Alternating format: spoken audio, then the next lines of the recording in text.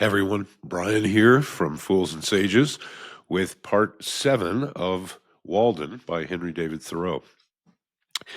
We begin today, page 153, with a chapter entitled Baker Farm. Sometimes I rambled to pine groves, standing like temples or like fleets at sea, fully rigged with wavy boughs and rippling with light, so soft and green and shady that the Druids would have forsaken their oaks to worship in them, or to the cedar wood beyond Flint's Pond, where the trees, covered with hoary blue berries, spiring higher and higher, are fit to stand before Valhalla, and the creeping juniper covers the ground with wreaths full of fruit, or to swamps where the usnea lichen hangs in festoons from the white spruce trees, and toadstools round tables of the swamp gods cover the ground, and more beautiful fungi adorn the stumps like butterflies or shells, vegetable winkles, where the swamp pink and dogwood grow. The red alderberry glows like eyes of imps. The waxwork grows and crushes the hardest woods in its folds, and the wild hollyberries make the beholder forget his home with their beauty. And he is dazzled and tempted by nameless other wild forbidden fruits, too fair for mortal taste.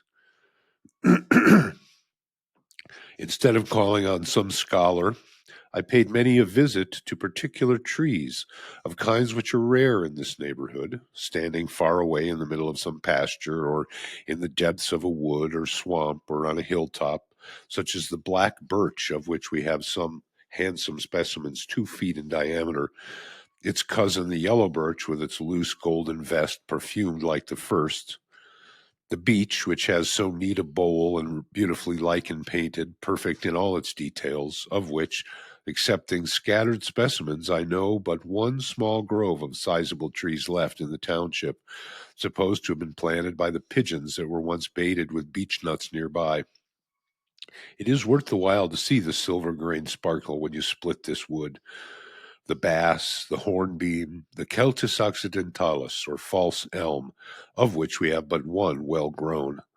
Some taller mast of a pine, a shingle tree, or a more perfect hemlock than usual, standing like a pagoda in the midst of the woods, and many others I could mention. These were the shrines I visited both summer and winter. Once it chanced that I stood in the very abundant abutment of a rainbow's arch, which filled the lower stratum of the atmosphere, tinging the grass and leaves around and dazzling me as if I looked through colored crystal. It was a lake of rainbow light in which, for a short while, I lived like a dolphin. If it had lasted longer, it might have tinged my employments in life. As I walked on the railroad causeway, I used to wonder at the halo of light around my shadow, and would fain fancy myself one of the elect. One who visited me declared that the shadows of some Irishmen before him had no halo about them, that it was only natives that were so distinguished. Benvenuto Cellini tells us in his memoirs that, after a certain terrible dream or vision which he had during his confinement in the castle of St. Angelo, a resplendent light appeared over the shadow of his head at morning and evening, whether he was in Italy or France, and it was particularly conspicuous when the grass was moist with dew. This was probably the same phenomenon to which I have referred, which is especially observed in the morning, but also at other times, and even by moonlight. Though a constant one, it is not commonly noticed, and in the case of an excitable imagination like Cellini's, it would be basis enough for superstition. Beside, he tells us that he showed it to very few, but are they not indeed distinguished who are conscious that they are regarded at all? I set out one afternoon to go a-fishing to Fairhaven through the woods to eke out my scanty fare of vegetables. My way led through Pleasant Meadow, an adjunct to the Baker farm, that retreat of which a poet has since sung, beginning, "Thy entry is a pleasant field, which some mossy fruit trees yield, partly to a ruddy brook, by gliding musquash undertook, and mercurial trout darting about." I thought of living there before I went to Walden. I hooked the apples, leaped the brook, and scared the musquash and the trout. It was one of those afternoons which seemed indefinitely long before one in which many events may happen. a large portion of our natural life, though it was already half spent when I started. By the way, there came up a shower which compelled me to stand half an hour under a pine, piling boughs over my head and wearing my handkerchief for a shed. And when at length I had made one cast over the pickerel weed, standing up to my middle in water, I found myself suddenly in the shadow of a cloud, and the thunder began to rumble with such emphasis that I could do no more than listen to it. The gods must be proud, thought I, with such forked flashes to rout a poor unarmed fisherman. So I made haste for shelter to the nearest hut, which stood half a mile from any road, but so much the nearer to the pond, and had been long uninhabited. Quote, and here a poet builded in the completed years, for behold the trivial cabin that to destruction steers, unquote. So the muse fables. But therein, as I found, dwelt now John Field, an Irishman, and his wife, and several children from the broad-faced boy who assisted his father at his work and now came running by his side from the bog to escape the rain, to the wrinkled Sibyl-like cone-headed infant that sat upon its father's knee as in the palaces of nobles and looked out from its home in the midst of wet and hunger inquisitively upon the stranger with the privilege of infancy, not knowing but it was the last of a noble line and the hope and cynosure of the world instead of John Field's poor starveling brat. There we sat together under that part of the roof which leaked the least while it showered and thundered without. I had sat there many times of old before the ship was built that floated his family to America. An honest, hard-working, but shiftless man plainly was John Field. And his wife, she too was brave to cook so many successive dinners in the recesses of that lofty stove, with round, greasy face and bare breast, still thinking to improve her condition one day, with the never-absent mop in one hand, and yet no effects of it visible anywhere. The chickens, which had also taken shelter here from the rain, stalked about the room like members of the family, too humanized, methought, to roast well. They stood and looked in my eye and pecked at my shoe significantly. Meanwhile, my host told me his story, how hard he worked bogging for a neighboring farmer, turning up a meadow with a spade or bog hoe at the rate of $10 an acre, and the use of the land with manure for 1 year. And his little broad-faced son worked cheerfully at his father's side the while, not knowing how poor a bargain the latter had made. I tried to help him with my experience, telling him that he was one of my nearest neighbors and that I, too, who came a fishing here and looked like a loafer, was getting my living like himself, that I lived in a tight, light, and clean house, which hardly cost more than the annual rent of such a ruin as his commonly amounts to, and how, if he chose, he might in a month or two build himself a palace of his own, that I did not use tea, nor coffee, nor butter, nor milk, nor fresh meat, and so did not have to work to get them. Again, as I did not work hard, I did not have to eat hard, and it cost me but a trifle for my food. But as he began with tea and coffee and butter and milk and beef, he had to work hard to pay for them, and when he had worked hard, he had to eat hard again to repair the waste of his system, and so it was as broad as it was long. Indeed, it was broader than it was long, for he was discontented and wasted his life into the bargain. And yet he had rated it as a gain in coming to America, that here you could get tea and coffee and meat every day. But the only true America is that country where you are at liberty to pursue such a mode of life as may enable you to do without these, and where the state does not endeavor to compel you to sustain the slavery and war and other superfluous expenses which directly or indirectly result from the use of such things. For I purposely talked to him as if he were a philosopher or desired to be one. I should be glad if all the meadows in the earth were left in a wild state, if that were the consequence of men beginning to redeem themselves. A man will not need to study history to find out what is best for his own culture. But alas, the culture of an Irishman is an enterprise to be undertaken with a sort of moral bog hoe. I told him that as he worked so hard at bogging, he required thick boots and stout clothing, which yet were soon soiled and worn out. But I wore light shoes and thin clothing, which cost not half so much, though he might think that I was dressed like a gentleman, which, however, was not the case. And in an hour or two, without labor, but as a recreation, I could, if I wished, catch as many fish as I should want for 2 days, or earn enough money to support me a week. And he and his family would live simply. They might all go huckleberrying in the summer for their amusement. John heaved a sigh at this, and his wife stared with arms akimbo, and both appeared to be wondering if they had capital enough to begin such a course with, or arithmetic enough to carry it through. It was sailing by dead reckoning to them, and they saw not clearly how to make their port. So therefore, I suppose they still take life bravely after their fashion, face to face, giving it tooth and nail, not having skill to split its massive columns with any fine entering wedge, and route it in detail, thinking to deal with it roughly as one should handle a thistle. But they fight at an overwhelming disadvantage, living, John Field, alas, without arithmetic, and failing so. Do you ever fish? I ask. Oh, yes, I catch a mess now and then when I'm lying by. Good perch I catch. What's your bait? I catch shiners with fishworms and bait the perch with them. You'd better go now, John, said his wife with glistening and hopeful face, but John demurred. The shower was now over, and a rainbow above the eastern woods promised a fair evening, so I took my departure. When I got without, I asked for a drink, hoping to get a sight of the well bottom to complete my survey of the premises. But there, alas, are shallows and quicksands, and rope broken withal, and bucket irrecoverable. Meanwhile, the right culinary vessel was selected, water was seemingly distilled, and after consultation and long delay passed out to the thirsty one, not yet suffered to cool, not yet to settle. Such gruel sustains life here, I thought. So, shutting my eyes and excluding the motes by a skillfully directed undercurrent, I drank to genuine hospitality the heartiest draught I could. I am not squeamish in such cases when manners are concerned. As I was leaving the Irishman's roof after the rain, bending my steps again to the pond, my haste to catch pickerel, wading in retired meadows, in sloughs and bog holes, in forlorn and savage places, appeared for an instant trivial to me, who had been sent to school and college.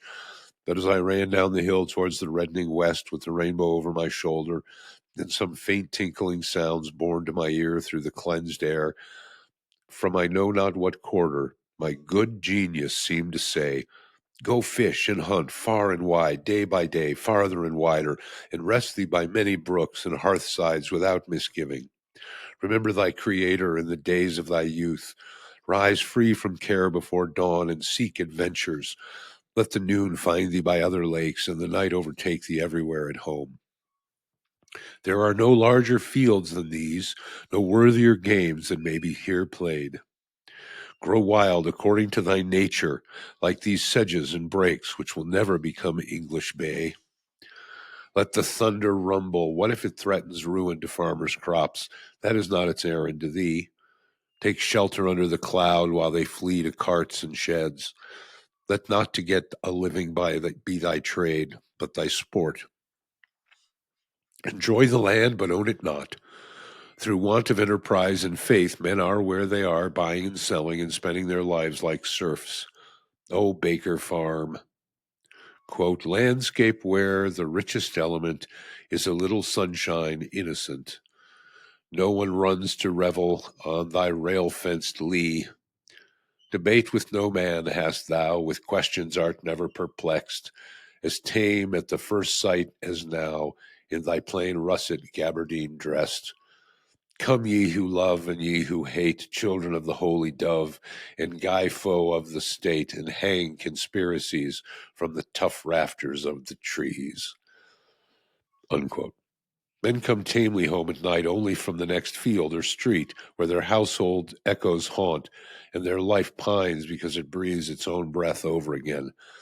Their shadows, morning and evening, reach farther than their daily steps. We should come home from far, from adventures and perils and discoveries every day with new experience and character.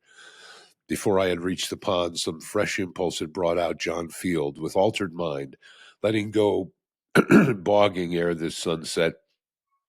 But he, poor man, disturbed only a couple of fins while I was catching a fair string, and he said it was his luck.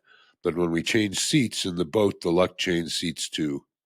Poor John Field, I trust he does not read this unless he will improve by it, thinking to live by some derivative old country mode in this primitive new country, to catch perch with shiners.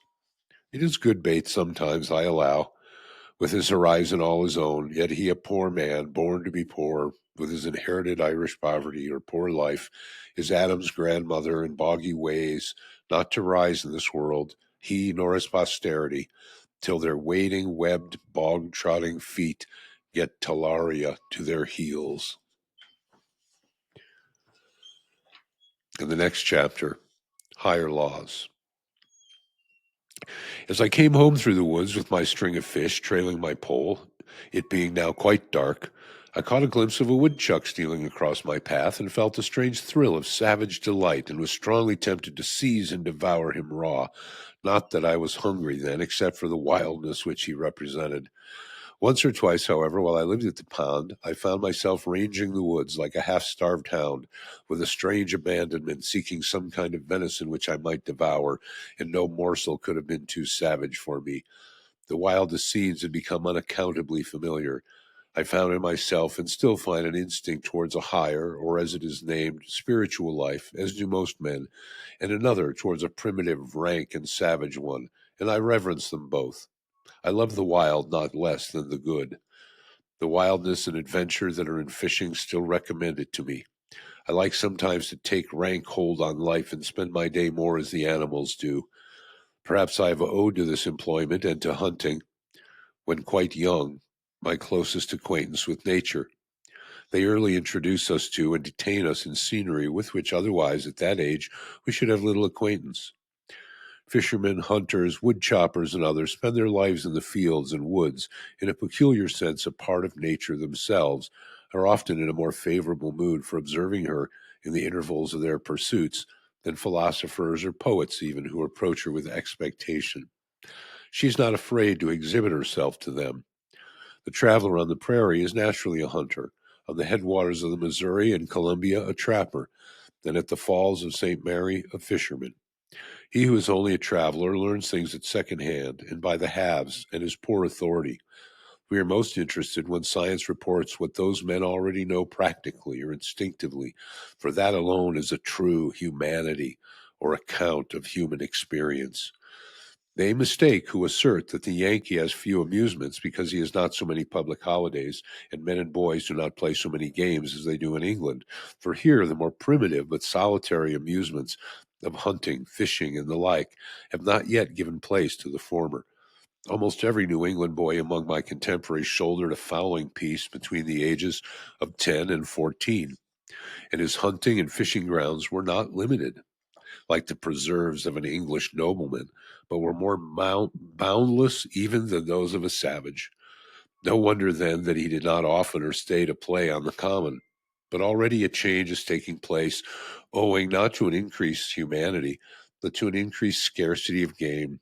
For perhaps the hunter is the greatest friend of the animals hunted, not excepting the Humane Society. Moreover, when at the pond, I wish sometimes to add fish to my fare for variety. I've actually fished from the same kind of necessity that the first fishers did. Whatever humanity I might conjure up against it was all facetious and or factious, and concerned my philosophy more than my feelings. I speak of fishing only now, for I had felt long differently about it, fowling, and sold my gun before I went to the woods. Not that I am less humane than others, but I did not perceive that my feelings were much affected. I did not pity the fishes nor the worms. This was habit. As for fowling, during the last years that I carried a gun, my excuse was that it was for studying ornithology and sought only new or rare birds. But I confess that I am now inclined to think that there is a finer way of studying ornithology than this. It requires so much closer attention to the habits of the birds that if for that reason only I've been willing to omit the gun. Yet, notwithstanding the objection on the score of humanity, I am compelled to doubt if equally valuable sports are ever substituted for these.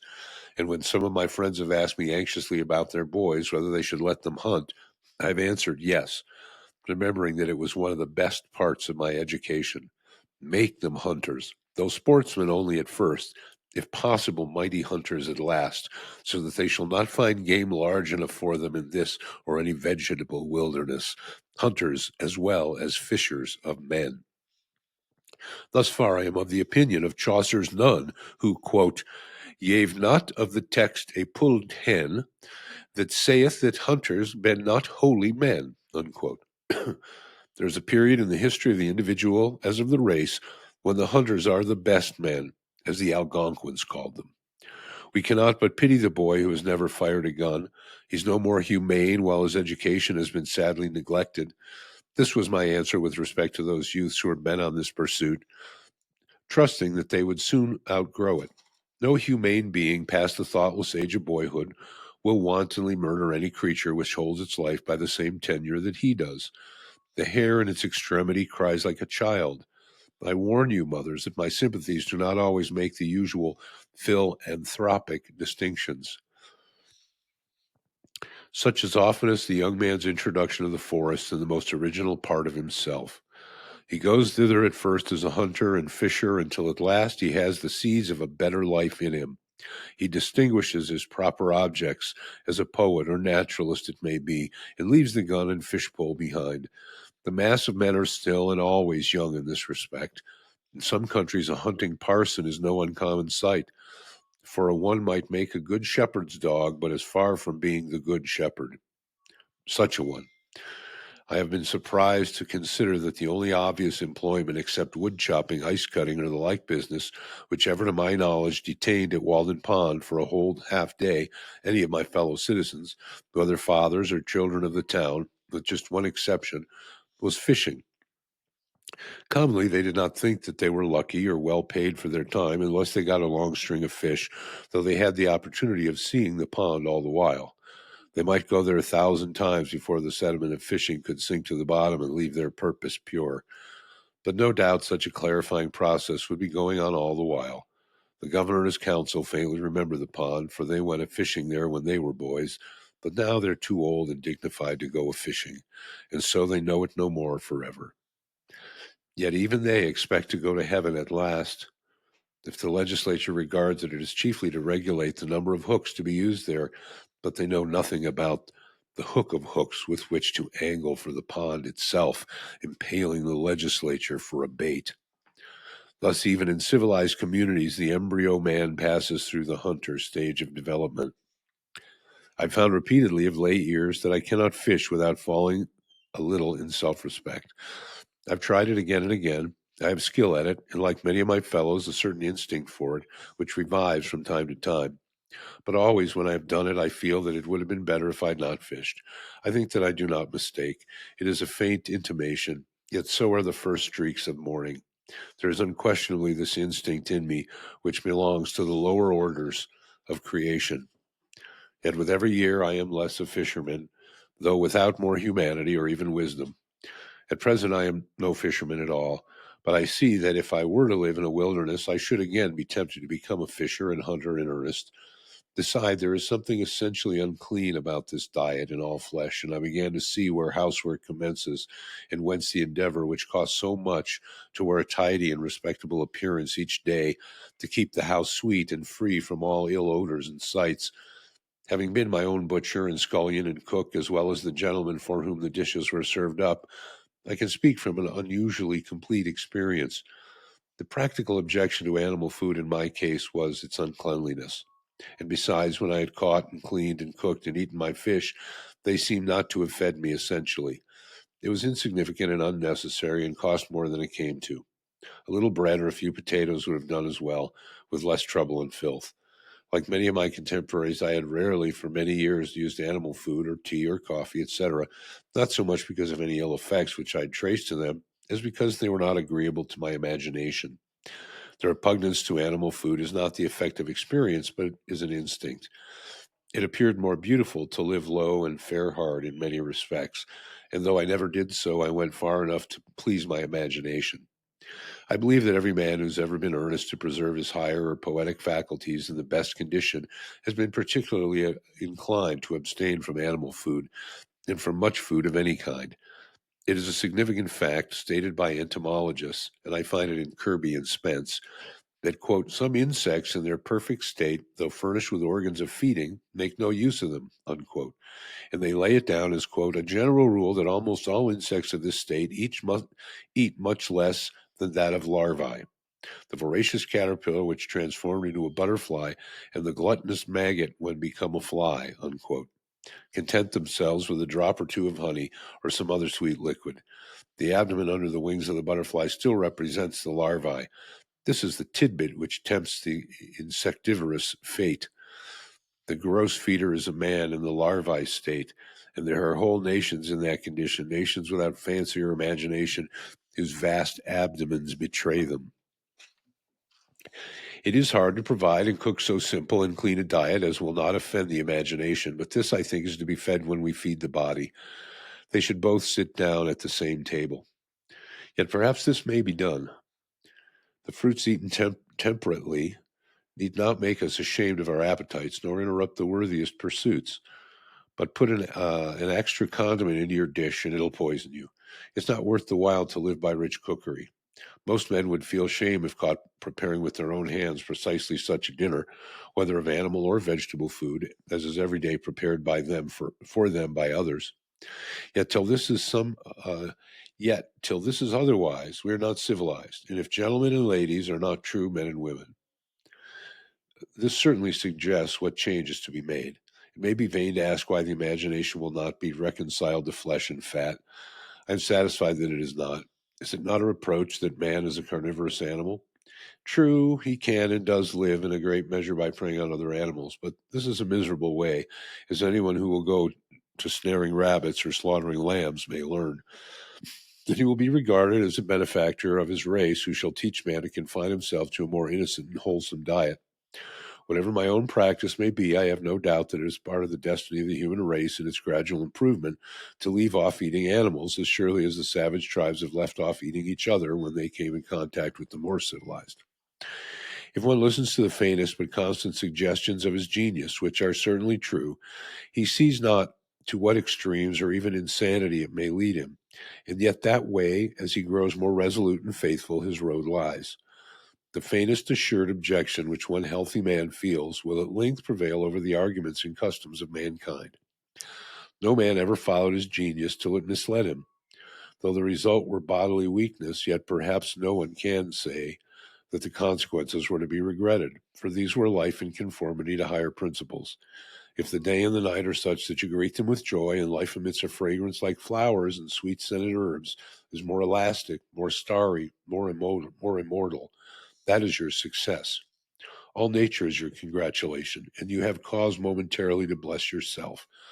The greatest gains and values are farthest from being appreciated. We easily come to doubt if they exist. We soon forget them. They are the highest reality. Perhaps the facts most astounding and most real are never communicated by man to man. The true harvest of my daily life is somewhat as intangible and indescribable as the tints of morning or evening. It is a little stardust caught, a segment of the rainbow which I have clutched. Yet, for my part, I was never unusually squeamish. I could sometimes eat a fried rat with a good relish if it were necessary. I'm glad to have drunk water so long for the same reason that I prefer the natural sky to an opium eater's heaven. I would fain keep sober always, and there are infinite degrees of drunkenness. I believe that water is the only drink for a wise man. Wine is not so noble a liquor, and think of dashing the hopes of a morning with a cup of warm coffee, or of an evening with a dish of tea. Ah, how low I fall when I am tempted by them. Even music may be intoxicating. Such apparently slight causes destroyed Greece and Rome and will destroy England and America. Of all ebriosity, who does not prefer to be intoxicated by the air he breathes? I have found it to be the most serious objection to coarse labors long continued, that they compelled me to eat and drink coarsely also. But to tell the truth, I find myself at present somewhat less particular in these respects. I carry less religion to the table, ask no blessing, not because I am wiser than I was, but I'm obliged to confess, however, much it is to be regretted, with years I have grown more coarse and indifferent. Perhaps these questions are entertained only in youth, as most believe of poetry. My practice is nowhere. My opinion is here. Nevertheless, I am far from regarding myself as one of those privileged ones to whom the Ved refers when it says that, quote, he who has true faith in the omnipresent Supreme Being may eat all that exists, unquote. That is not bound to inquire what is his food or who prepares it. And even there, in their case, it is to be observed, as a Hindu commentator has remarked, that the Vedant limits this privilege to, quote, the time of distress, unquote. Who has not sometimes derived an inexpressible satisfaction from his food in which appetite had no share? I've been thrilled to think that I owed a mental perception to the commonly gross sense of taste, that I've been inspired through the palate, that some berries which I had eaten on a hillside had fed my genius. Quote, the soul not being mistress of herself, unquote, says Tseng Tzu. Quote, one looks and one does not see, one listens and one does not hear, one eats and one does not know the savor of food, unquote. He who distinguishes the true savor of his food can never be a glutton. He who does not cannot be otherwise. A Puritan may go to his brown bread crust with as gross an appetite as ever an alderman to his turtle. Not that food which entereth into the mouth defileth a man, but the appetite with which it is eaten. It is neither the quality nor the quantity, but the devotion to sensual savors. When that which is eaten is not a viand to sustain our animal or inspire our spiritual life, but food for the worms that possess us. If the hunter has a taste for mud turtles, muskrats, and other such savage tidbits, the fine lady indulges a taste for jelly made of a calf's foot or for sardines from over the sea, and they are even. He goes to the mill pond, she to her preserve pot. The wonder is how you and I, can live this slimy, beastly life eating and drinking. Our whole life is startlingly moral.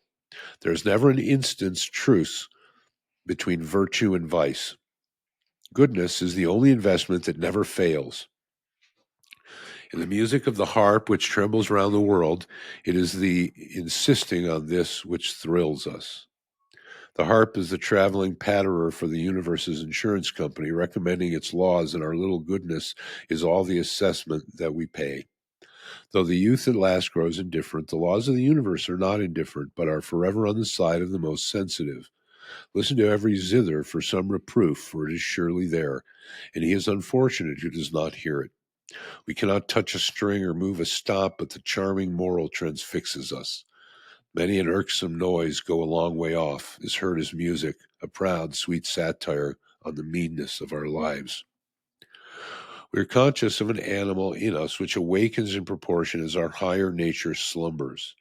It is reptile and sensual and perhaps cannot be wholly expelled, like the worms which, even in life and health, occupy our bodies. Possibly we may withdraw from it, but never change its nature. I fear that it may enjoy a certain health of its own, that we may be well, yet not pure. The other day I picked up the lower jaw of a hog with white and sound teeth and tusks, which suggested that there was an animal health and vigor distinct from the spiritual. This creature succeeded by other means than temperance and purity. Quote, that in which men differ from brute beasts, unquote, says Mencius, quote, is a thing very inconsiderable. The common herd lose it very soon. Superior men preserve it carefully, unquote. Who knows what sort of life would result if we had attained to purity? If I knew so wise a man as could teach me purity, I would go to seek him forthwith. Quote, a command over our passions and over the external senses of the body and good acts are declared by the Ved to be indispensable in the mind's approximation to God, unquote. Yet the spirit can, for the time, pervade and control every member and function of the body and transmute what in form is the grossest sensuality into purity and devotion. The generative energy which, when we are loose, dissipates and makes us unclean. When we are continent, invigorates and inspires us. Chastity is the flowering of man, and what are called genius, heroism, holiness, and the like are but various fruits which succeed it. Man flows at once to God when the channel of purity is open. By turns, our purity inspires and our impurity casts us down. He is blessed who is assured that the animal is dying out in him every day, day by day, and the divine being established. Perhaps there is none but has cause for shame on account of the inferior and brutish nature to which he is allied. I fear that we are such gods or demigods only as fauns and satyrs, the divine allied to beasts, the creatures of appetite, and that, to some extent, our very life is our disgrace. Quote, how happy is he who hath due place assigned to his beasts and disafforested his mind, can use this horse, goat, wolf, and every beast, and is not ass himself to all the rest. Else man not only is the herd of swine, but he's those devils too which did incline them to a headlong rage and made them worse. Unquote. All sensuality is one, though it takes many forms. All purity is one. It is the same whether a man eat or drink or cohabit or sleep sensually.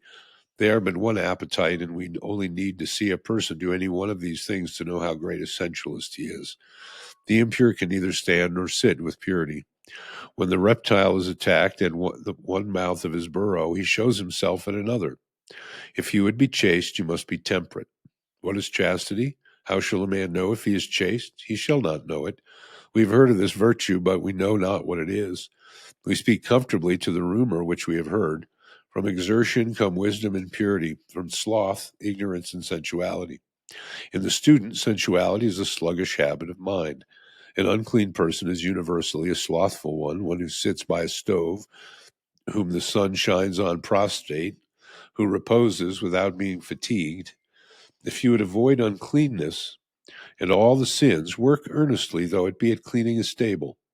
Nature is hard to be overcome, but she must be overcome. What avails it that you are a Christian if you are not purer than the heathen, if you deny yourself no more, if you are not more religious? I know of many systems of religion esteemed heathenish, whose precepts fill the reader with shame and provoke him to new endeavors, though it be to the performance of rites merely. I hesitate to say these things, but it is not because of the subject. I care not how obscene my words are, but because I cannot speak of them without betraying my impurity. We discourse freely without shame of one form of sensuality and are silent about another. We're so degraded that we cannot speak simply of the necessary functions of human nature. In early ages, in some countries, every function was reverently spoken of and regulated by law. Nothing was too trivial for the Hindu lawgiver, however offensive it may be to modern taste. He teaches how to eat, drink, cohabit, void excrement and urine, and the like, elevating what is mean, and does not falsely excuse himself by calling these things trifles. Every man is the builder of a temple called his body to the God he worships, after a style purely his own, nor can he get off by hammering marble instead. We are all sculptors and painters, and our material is our own flesh and blood and bones. Any nobleness begins at once to refine a man's features, any meanness or sensuality to imbrute them. John Farmer sat at his door one September evening after a hard day's work, his mind still running on his labor more or less. Having bathed, he sat down to recreate his intellectual man. It was a rather cool evening, and some of his neighbors were apprehending a frost. He had not attended to the train of his thoughts long when he heard someone playing on a flute, and that sound harmonized with his mood. Still he thought of his work, but the burden of his thought was that though this kept running in his head, and he found himself planning and contriving against his will, yet it concerned him very little. It was no more than the scurf of his skin, which was constantly shuffled off. But the notes of the flute came home to his ears out of a different sphere from that he worked in, and suggested work for certain faculties which slumbered in him. They gently did away with the street and the village and the state in which he lived. A voice said to him, "Why do you stay here and live this mean, moiling life when a glorious existence is possible for you? Those same stars twinkle over other fields than these, but how to come out of this condition and actually migrate thither?" All that he could think of was to practice some new austerity, to let his mind descend into his body and redeem it, and treat himself with ever increasing respect. And that's the end of that chapter. The next chapter, Brute Neighbors.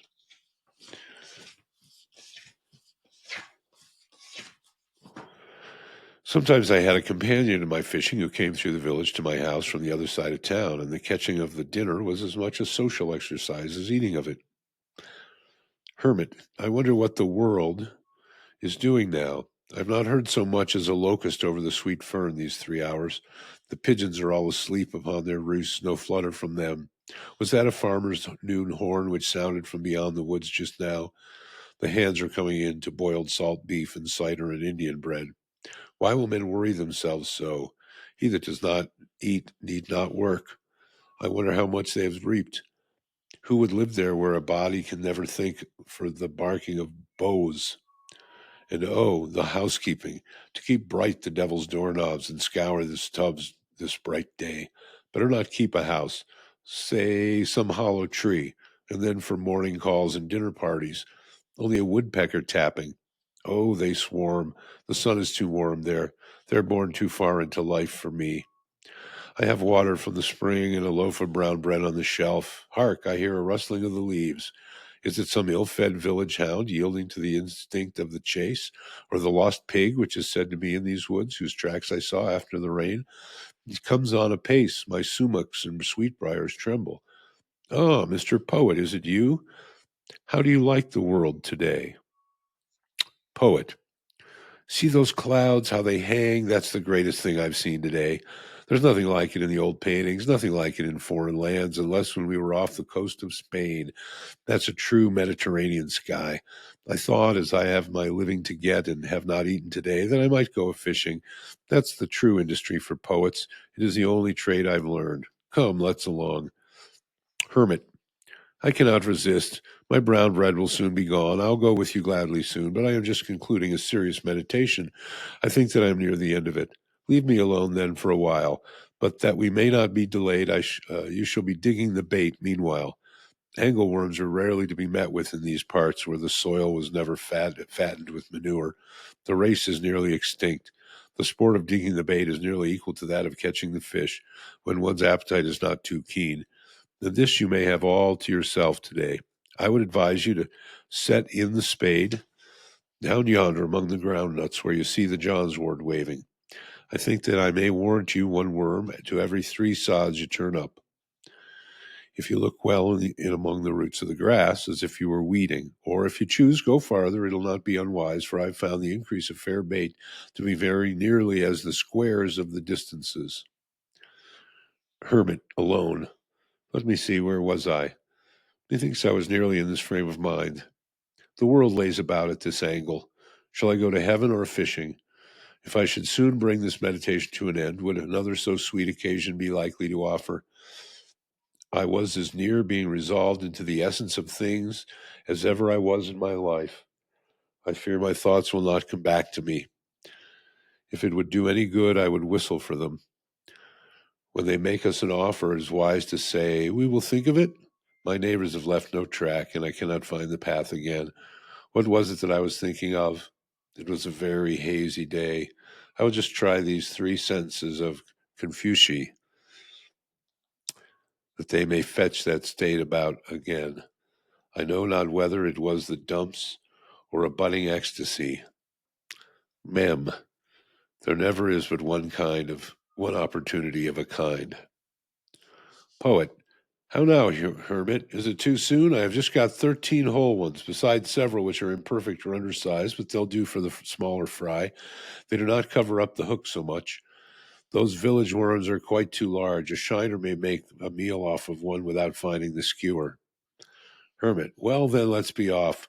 Shall we to the Concord? There's good spot there if the water be not too high.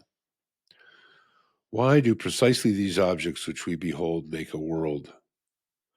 Why has man just these species of animals for his neighbors, as if nothing but a mouse could have filled this crevice?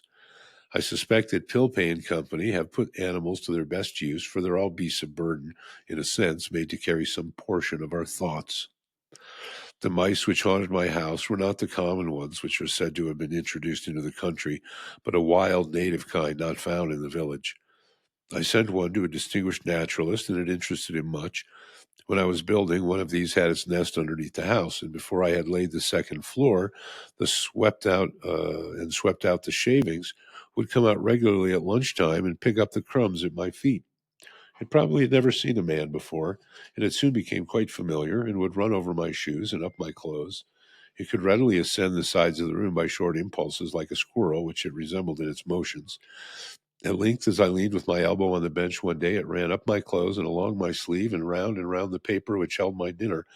And while I kept the latter close and dodged and played at bo peep with it, and when at last I held still a piece of cheese between thumb and finger, it came and nibbled it, sitting in my hand, and afterward cleaned its face and paws like a fly and walked away. A phoebe soon built in my shed, and a robin for protection in a pine which grew against my house. In June, the partridge, which is so shy a bird, let her brood past my windows. from the woods to the rear to the front of my house, clucking and calling to them like a hen, and in all her behavior proving herself the hen of the woods. The young suddenly disperse on your approach, and at a signal from the mother, as if a whirlwind had swept them away, they so exactly resemble the dried leaves and twigs that many a traveler has placed his foot in the midst of a brood, and heard the whir of the old bird as she flew off, and her anxious calls and mewing, or seen her trail her wings to attract his attention without suspecting their neighborhood. The parent will sometimes roll and spin around before you in such a dishabille that you cannot for a few moments detect what kind of creature it is. The young squat still and flat, often running their heads under a leaf, and mind only their mother's directions given from a distance, nor will your approach make them run again and betray themselves. You may even tread on them or have your eyes on them for a minute without discovering them. I've held them in my open hand at such a time, and still their only care, obedient to their mother and their instinct, was to squat there without fear or trembling. So perfect is this instinct that once when I laid them on the leaves again, and one accidentally fell on its side, it was found with the rest in exactly the same position 10 minutes afterwards. They're not callow like the young of most birds, but more perfectly developed and precocious even than chickens. The remarkably adult yet innocent expression of their open and serene eyes is very memorable. All intelligence seems reflected in them. They suggest not merely the purity of infancy, but a wisdom clarified by experience. Such an eye was not born when the bird was, but is coeval with the sky it reflects. The woods do not yield another such a gem. The traveler does not often look into such a limpid well. The ignorance or reckless sportsman often shoots the parent at such a time and leaves these innocents to fall prey to some prowling beast or bird, or gradually mingle with the decaying leaves, which they so much resemble. It is said that when hatched by a hen, they will directly disperse in some alarm, and so are lost, for they never hear the mother's call, which gathers them again. These were my hens and chickens.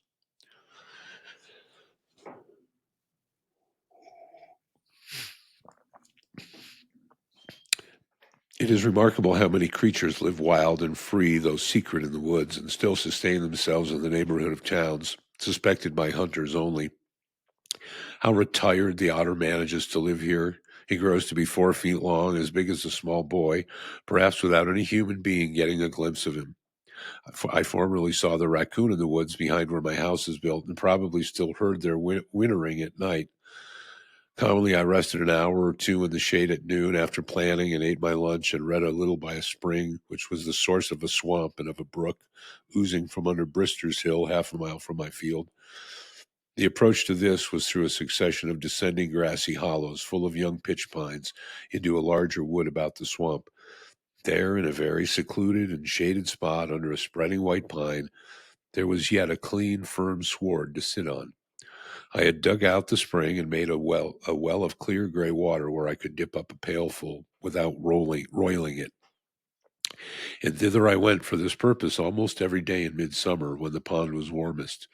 Thither, too, the woodchuck led her brood to probe the mud for worms, flying but a foot above them down the bank, while they ran in a troop beneath.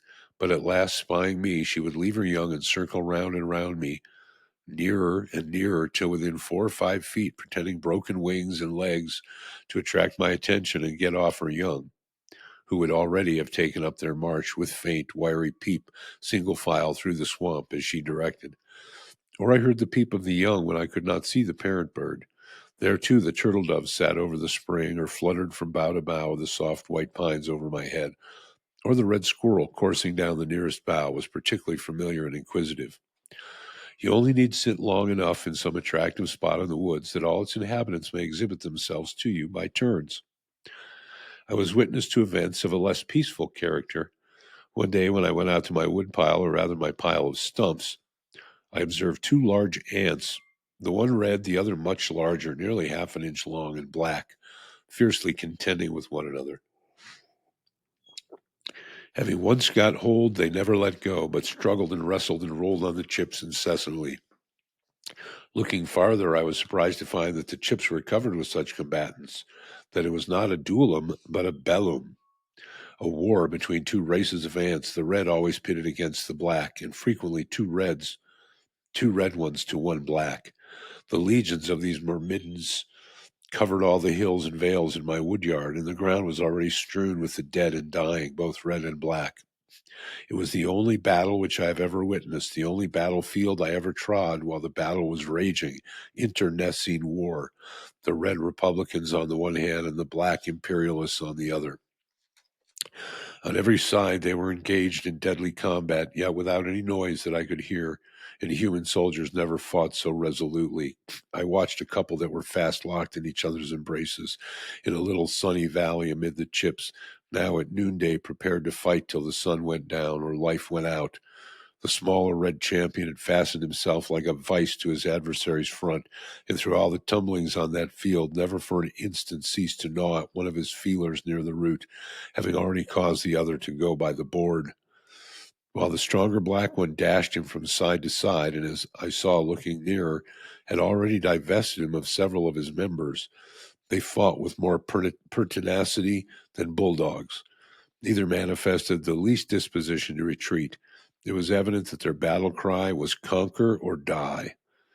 In the meanwhile, there came along a single red ant on the hillside of this valley, evidently full of excitement, who either had dispatched his foe or had not yet taken part in the battle, probably the latter, for he had lost none of his limbs, whose mother had charged him to return with his shield or upon it. Or perchance he was some Achilles who had nourished his wrath apart and had now come to avenge and rescue his Patroclus. He saw this unequal combat from afar, for the blacks were nearly twice the size of the red, and he drew near with rapid pace till he stood on his guard within half an inch of the combatants. Then, watching his opportunity, he sprang upon the black warrior and commenced his operations near the root of his right foreleg, leaving the foe to select among his own members. And so there were 3 united for life, as if a new kind of attraction had been invented, which put all other locks and cements to shame. I should not have wondered by this time to find that they had their respective musical bands stationed on some imminent chip and playing their national airs the while to excite the slow and cheer the dying combatants. I was myself excited somewhat, even as they had been men. The more you think of it, the less the difference. And certainly there is not the fight recorded in Concord history, at least if in the history of America, that will bear a moment's comparison with this, whether for the numbers engaged in it or for the patriotism and heroism displayed. For numbers and for carnage, it was an Austerlitz or Dresden. Concord fight, 2 killed on the Patriot side and Luther Blanchard wounded. Why, here every ant was a Buttrick. Fire, for God's sake, fire! And thousands shared the fate of Davis and Hosmer. There was not one hireling there. I have no doubt that it was a principle they fought for as much as our ancestors, and not to avoid a 3-penny tax on their tea. And the results of this battle will be as important and memorable to those whom it concerns as those of the Battle of Bunker Hill, at least. I took up the chip on which the 3 I have particularly described were struggling, carried it into my house, and placed it under a tumbler on my windowsill in order to see the issue.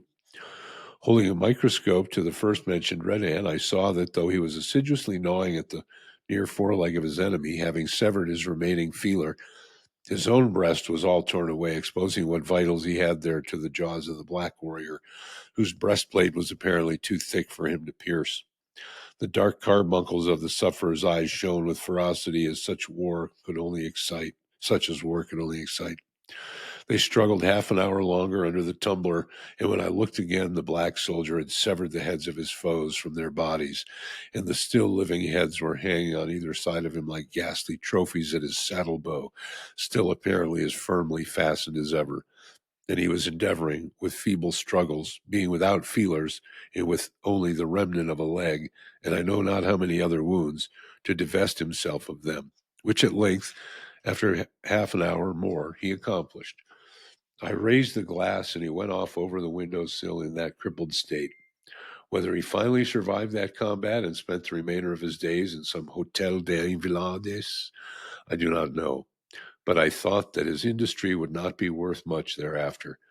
I never learned which party was victorious nor the cause of the war, but I felt for the rest of the day as if I had had my feelings excited and harrowed by witnessing the struggle, the ferocity and carnage of a human battle before my door. Kirby and Spence tell us that battles of ants have long been celebrated and the date of them recorded, though they say that Huber is the only modern author who appears to have witnessed them. Aeneas Sylvius, they say, after giving a very circumstantial account of one contested with great obstinacy by a great and small species on the trunk of a pear tree, unquote, adds that, quote, this action was fought in the pontificate of Eugenius IV in the presence of Nicholas Pistorentius, an eminent lawyer who related the whole history of the battle with the greatest fidelity, unquote. A similar engagement between great and small ants is recorded by Aulus Magnus, in which the small ones, being victorious,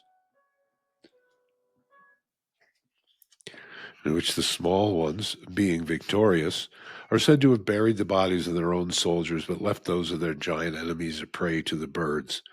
This event happened previous to the expulsion of the tyrant Christian II from Sweden.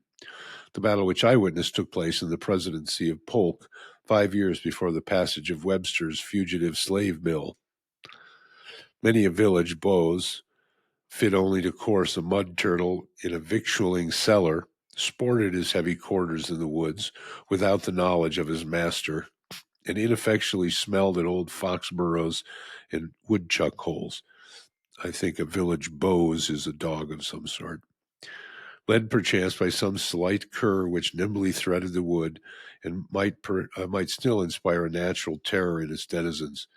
Now far behind his guide, barking like a canine bull towards some small squirrel which had treated itself for scrutiny, then cantering off, bending the bushes with his weight, imagining that he is on the track of some stray member of the gerbilla family. Once I was surprised to see a cat walking among the stony shore of the pond, for they rarely wander so far from home. The surprise was mutual. Nevertheless, the most domestic cat, which had lain on a rug all her days, appears quite at home in the woods, and by her sly and stealthy behavior proves herself more native there than the regular inhabitants. Once, when berrying, I met with a cat with young kittens in the woods, quite wild, and they all, like their mother, had their backs up and were fiercely spitting at me. A few years before I lived in the woods, there was what was called a winged cat in one of the farmhouses in Lincoln nearest the pond, Mr. Gillian Baker's.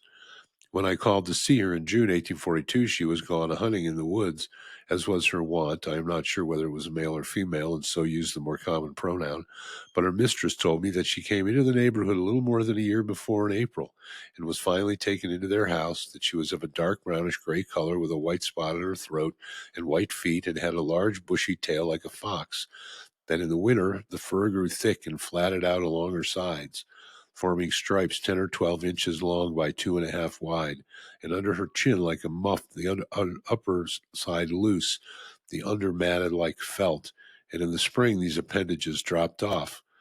They gave me a pair of her wings, which I keep still. There's no appearance of a membrane about them. Some thought it was part of a flying squirrel or some other wild animal, which is not impossible, for, according to naturalists, prolific hybrids have been produced by the union of the marten and the domestic cat.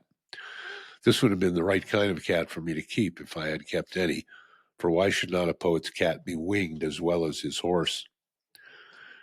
In the fall, the loon came, as usual, to molt and bathe in the pond, making the woods ring with his wild laughter before I had arisen.